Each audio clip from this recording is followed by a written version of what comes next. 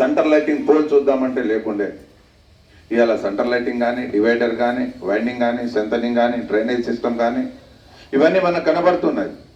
ఇవాళ medical college ఒక విద్యావంతుడిగా ఒక ఉద్యోగం వదిలిపెట్టేసి ఏదో ఒకటి చేయాలనే ఒక ఉద్దేశంతో వచ్చిన వాళ్ళం, ఏదో దోచుకోవాలని కాదు. అన్నీ తెలుస్తాయి, ఇవాళ అన్నీ తెలుస్తాయి. ఇవాళ ఇంజనీరింగ్ చీఫ్ అంటే రాష్ట్రానికి ఒకే ఒక ఇంజనీర్ ఉంటాడు. అలాంటి ఉద్యోగం వదిలిపెట్టేసి మనం we have to do something for poor people, ఏదో చరిత్రలో మిగలాలి, ఏదో చేయాలి అనే తపనతోటి వచ్చిన వాళ్ళం. ఇలా దోచుకోవడానికో దేనికో రాలేదు.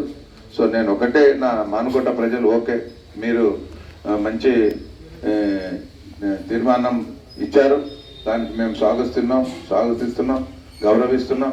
అది మీకే, మీ ఇంకిత జ్ఞానం మీకే వదిలేస్తున్నాం. మీరు ఆలోచించండి, ఇప్పటికైనా ఆలోచించండి. రాబోయే స్థానిక ఎలక్షన్లో మాత్రం తప్పకుండా మనం కష్టపడి అందరినీ గెలిపించుకోవాల్సిన బాధ్యత మన అందరిపైన ఉంది అని చెప్పేసి నేను మనవి చేస్తున్నా. దాంతోపాటు మీకు తెలుసు, నిండు ప్రతిపక్ష పార్టీలో కూడా అంతా కొట్లాడలేదు, మీ అందరికీ తెలుసు, ఇక్కడ కూర్చున్న వాళ్ళందరికీ తెలుసు. ప్రతిపక్ష పార్టీలో ఎలాగైతే కొట్లాడి సాధించుకోవాలనో అలా కొట్లాడి సాధించుకున్నాం. ఫస్ట్ ఫేజ్లో మన డిస్టిక్ పేరే లేకుండే. అప్పుడు అందరూ ఇక్కడ ఉన్న ఉద్యమకులు అందరూ అడిగారు, మీరు కూర్చుంటారా మాతోటి, మీరు చివరి వరకు ఉంటారా అని చెప్పేస్తే శంకర్ నాయక్ సచ్చుడో మానుకోట వచ్చుడో అని చెప్పేసి జిల్లా సాధించుకునే వరకు మనం దాని వెంట ఉన్నాం. అలాగే మెడికల్ కాలేజ్ నిండు అసెంబ్లీలో అడిగి సాధించుకున్నాం. నర్సింగ్ కాలేజ్ కావచ్చు, జేఎన్టీ ఇంజనీరింగ్ రెసిడెన్షియల్ కాలేజ్ కావచ్చు, మలయాళ హార్టికల్చర్ డిగ్రీ కాలేజ్ కావచ్చు, ఇలా చెప్పుకుంటూ పోతే ఎస్సీ ఎస్టీ బీసీ మైనార్టీ సబండ జాతుల రెసిడెన్షియల్ స్కూల్స్ గతంలో ఒక 292 ఉంటే ఇవాళ 1000 పైన ఇవాళ రెసిడెన్షియల్ స్కూల్స్ మీ అందరికీ తెలుస్తున్నాయి.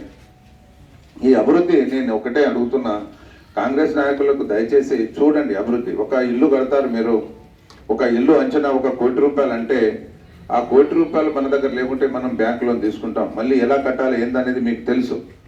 అలాగే ఈఎంఐ ఎలా కట్టాలి, ఎలా లోన్ తీసుకోవాలి, ఆ లోన్ రిటర్న్ ఎట్లా కట్టాలనేది ఇక్కడ ఉన్న ప్రతి ఒక్కరికి తెలుసు.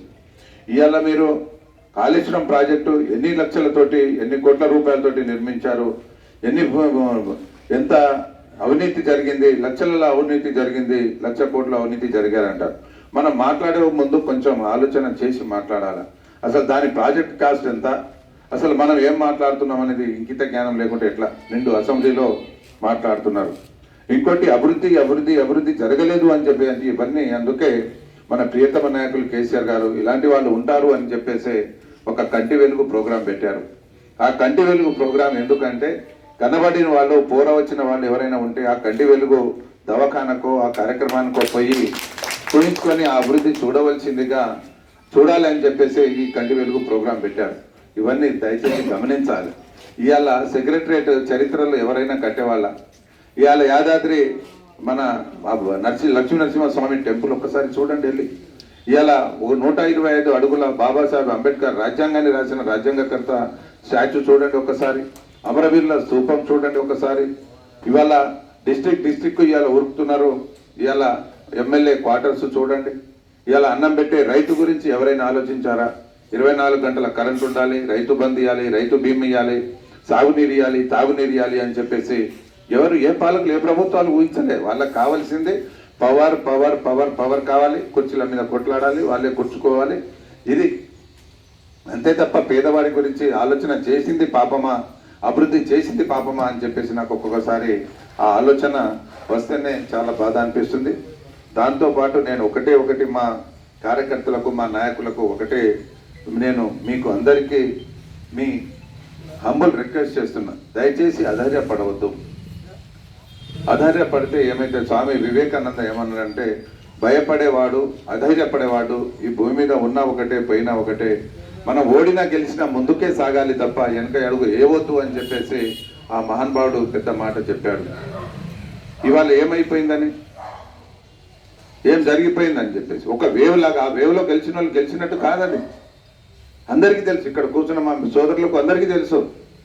ప్రజలు ఒక నిర్ణయం తీసుకున్నారు, అరే ఇలా చేస్తే మాయ మాటలు నమ్మారు, చెప్పారు. దాంట్లో పెద్ద నాయకులు మీరు వాట్సాప్లో చూశారు. అరే మంచిగా మాట్లాడేటోళ్ళకు ఎవరు నమ్ముతారు ఈ ప్రపంచంలో, ఎవరు నమ్మతలేరు, మాయ మాటలు చెప్పేటోళ్ళకే నమ్ముతున్నారని చెప్పేసి ఆ వీడియోలు వచ్చినా కూడా వాళ్ళకే నమ్మారు ప్రజలు. ఇక్కడ కూడా నా మీద చాలా మంది బురద జల్లారు, బట్టకాల్చి పైన వేయారు. నేను చాలాసార్లు చెప్పాను, ఎవరికైనా దమ్ము ధైర్యం ఉంటే రుజువు చేయండి అని చెప్పాం, కానీ ఎవరికి ఆ దమ్ము ధైర్యం లేదు. కాబట్టి నేను ఒకటే మనవి చేస్తున్నా, ఏనుగు పోతుంటే కుక్కలు ఎన్నో మరుగుతాయి, ఆ కుక్కలను పట్టించుకోవద్దు. మన గమ్యం మనం చేరే వరకు, ముద్దాడే వరకు మనం పోతూనే ఉండాలి.